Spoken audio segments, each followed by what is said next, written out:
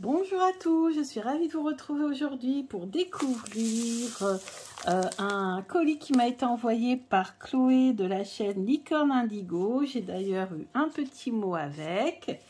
Et donc Chloé a créé un livre oracle que je vais découvrir avec vous. Donc c'est très bien emballé. Donc là je l'ai reçu dans une enveloppe bulle.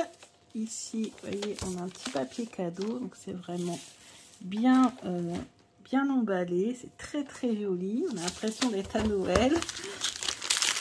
Et donc, on va découvrir ça ensemble. Oui, alors moi, j'ai l'édition reliée. Alors, ça fait très classe. C'est blanc. C'est blanc, brillant. Avec ici un petit familier qui nous accueille. Donc c'est l'oracle des familiers qui est disponible sur Amazon. Donc la couverture rigide, celui-ci est à 29,54 et la version brochée, donc avec une couverture, mais vous savez, plus souple, c'est 23,10 €. Donc il y a, voilà, pour tous les prix, en fonction de ce que vous souhaitez. Donc là, c'est la version reliée que je vous présente. Donc, Chloé a imaginé un monde composé de familiers. Donc, les familiers en magie, si vous ne connaissez pas, ce sont comme des assistants, en fait, des protecteurs aussi, des animaux qui nous soutiennent. Bah, si vous connaissez Harry Potter, bah, par exemple, on a la chouette Edwige, qui est considéré comme un familier, mais bien sûr, vous pouvez avoir n'importe quel autre animal qui peut être considéré comme un familier. Et ici, ce sont des créatures qui ont été imaginées par Chloé. Donc, on va découvrir ça. Donc, ici, on a une citation de Van Gogh. Ok. On a le sommaire. Donc, déjà, à propos de l'auteur, parce que moi, Chloé, je la connais très bien, je la suis depuis longtemps.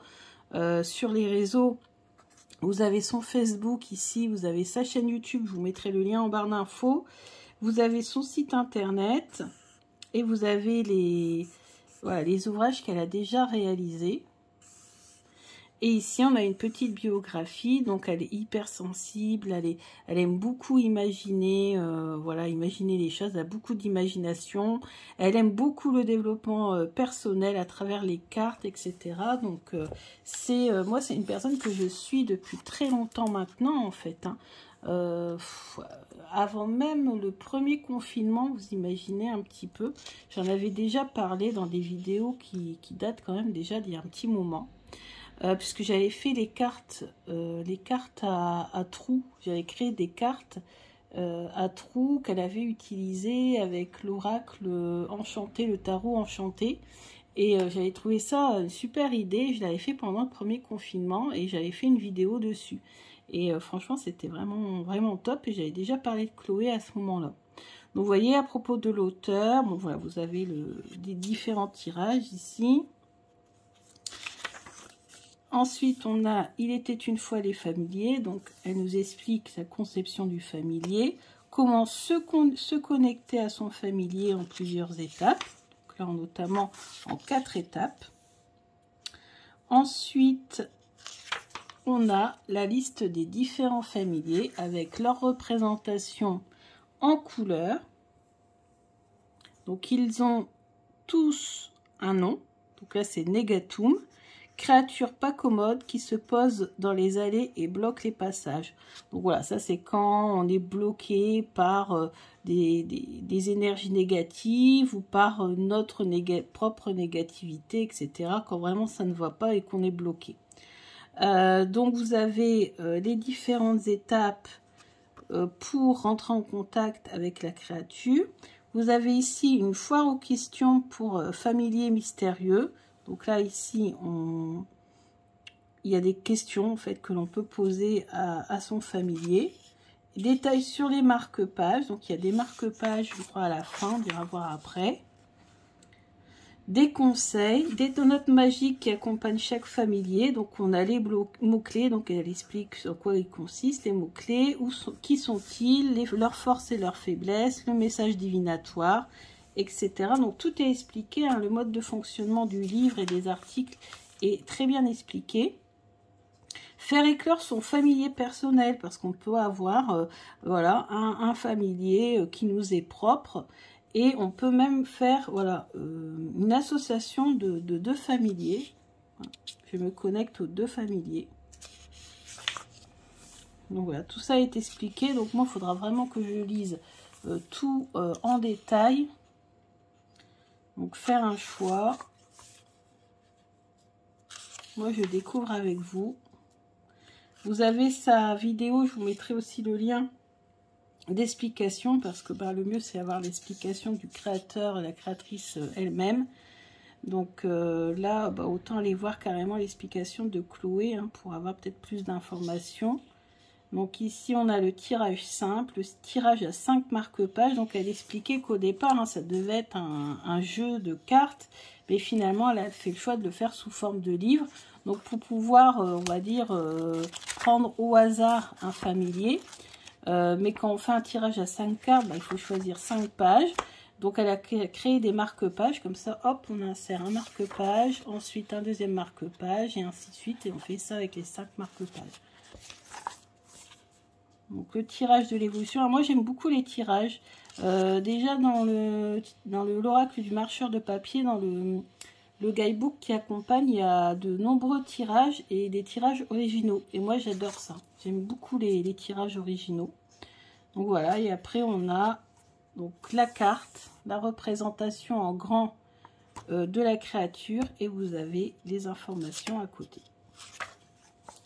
Et vous avez ça pour toutes les créatures, et il y en a quand même pas mal. 56 je crois, non 57. Ensuite ici on a une grille. Donc consultez les familiers avec la grille magique.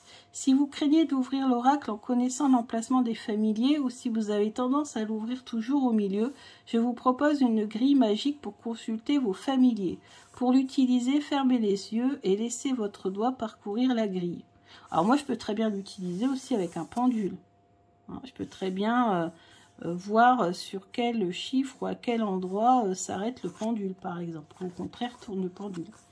Regardez les numéros désignés, puis décalez vos doigts de 7 cases sur la gauche pour découvrir le numéro de votre familier. Ah oui, d'accord, ok. Donc en plus, c'est pas forcément celui que notre doigt désigne. Après, il faut compter 7 cases en allant vers la gauche. Ok. Donc mon doigt est tombé sur le numéro 22, 4e colonne, 6e ligne. Je décale mon doigt de 7 cases vers la gauche, sans compter la case numéro 22. Je tombe donc sur la case 19. Voilà. Ça, c'est une méthode aussi originale pour... Et on a ici les marque-pages. Vous voyez, on peut les découper. Donc moi, je vais les découper et les plastifier. Comme ça, je pourrais me servir du livre avec les marque-pages. On a aussi d'autres marque-pages ici qui nous expliquent en fait les différents stades d'évolution de nos familiers. Voilà. Donc tout est très bien expliqué avant, au début, ici dans les premières pages. Il y a même des exemples. Donc, voilà. Par exemple, si là, je regarde, donc c'est un livre qui est quand même de très très bonne qualité. Si là, je prends au hasard une page, un familier, celui-ci, c'est le Pouritz. Créature spécialisée dans l'absorption des déchets et des idées noires. Oh bah, ça tombe bien, ça c'est top. Stagnation, émotions refoulées, frustration, idées noires, énergie basse. Les Pouritz ne sont pas les familiers les plus glamour qu'ils soient. En effet, ils ont la particularité d'absorber tous les déchets, qu'ils soient physiques ou énergétiques. Ces familiers veillent sur les personnes en grande souffrance en ingérant les idées sombres. Il n'est pas rare de rencontrer un Pouritz près des poubelles ou des décharges. Les pourrites sont souvent mal compris et mal aimés. Personne ne les veut comme familiers. Ils sont pourtant nécessaires pour assainir l'air et rendre la vie plus agréable. Les pourrites sont particulièrement doués quand il s'agit d'assainir les espaces toxiques, nettoyer les endroits souillés. Ils ne sont pas vraiment à l'aise en société et préfèrent travailler seuls. Le fait qu'un pourrite vienne vous voir dénote une énergie de stagnation au cœur de votre question. Il se présente à vous aujourd'hui pour vous apprendre à nettoyer votre aura. Il est temps de faire entrer de la lumière, de la beauté dans votre vie. Il n'est pas rare que ce familier se présente quand nous contenons des émotions en nous sans oser les laisser sortir. Il est temps d'ouvrir. Si vous ne laissez pas vos émotions circuler, elles risquent de se retourner contre vous et de faire baisser votre taux vibratoire. En fait, c'est ça. En fait, en ce moment, moi, c'est surtout que c'est un taux vibratoire assez bas que je suis en train de faire remonter. Donc d'ailleurs, là, grâce aux pierres, j'ai réussi à faire remonter pas mal mon taux vibratoire. Et là, juste après la vidéo, je compte bien faire une méditation. Parce que la méditation, ça aide beaucoup à passer au-dessus des contrariétés, du stress, de l'anxiété. Et ça aide à augmenter son taux vibratoire. Donc c'est ce que je vais faire après. Je travaille aussi beaucoup avec le pendule. Donc voilà, personne ne veut des déchets, moi je les collectionne. Donc ça c'est le pourri. Donc ça veut dire que j'ai aussi peut-être besoin, et ça je m'en doutais un petit peu, d'un nettoyage énergétique. Et ça fait un petit moment que j'y pense. Donc je vais essayer de prendre un rendez-vous auprès d'une spécialiste. Alors déjà commencer par moi-même, mais aussi prendre un rendez-vous auprès d'une spécialiste pour faire un nettoyage énergétique. J'en avais fait un il y a 6 ans maintenant. Donc comme je pratique souvent les cartes, etc., je me dis que ce serait peut-être bon d'en refaire un.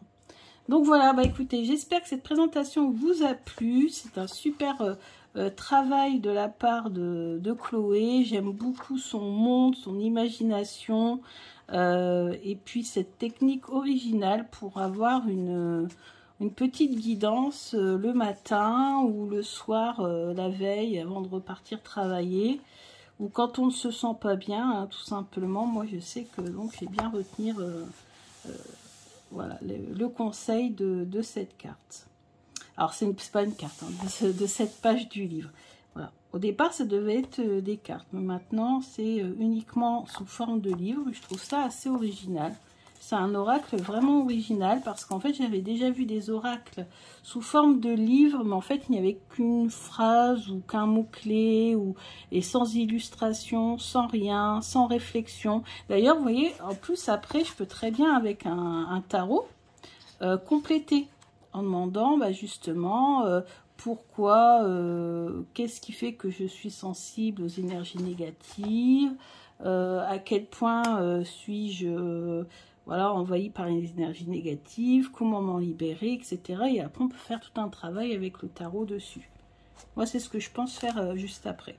Donc voilà, bah écoutez, j'espère que cette review vous a plu. Un grand merci à Chloé. Il va rejoindre mes jeux de chevet, donc les jeux que j'ai juste à côté du lit. D'ailleurs, un jour, je pense que je vous ferai une petite vidéo en vous montrant la petite étagère que j'ai juste à côté de mon lit et les jeux du moment, parce que c'est vraiment les jeux du moment que j'ai à côté de mon lit, ceux que j'utilise dans la saison. Donc là aujourd'hui, là c'est bientôt le printemps, c'est le printemps je crois déjà, et donc je vais pouvoir renouveler ma collection d'oracles et mettre les oracles que je trouve un petit peu plus printaniers, parce que comme vous voyez, j'ai besoin de lumière, j'ai besoin de nettoyer, de faire un grand nettoyage de printemps. Donc je vais faire aussi un grand nettoyage dans les jeux que j'utilise pour sélectionner des jeux printaniers. Donc voilà, je vous dis à bientôt pour de nouvelles vidéos. Je vous embrasse bien fort, bisous.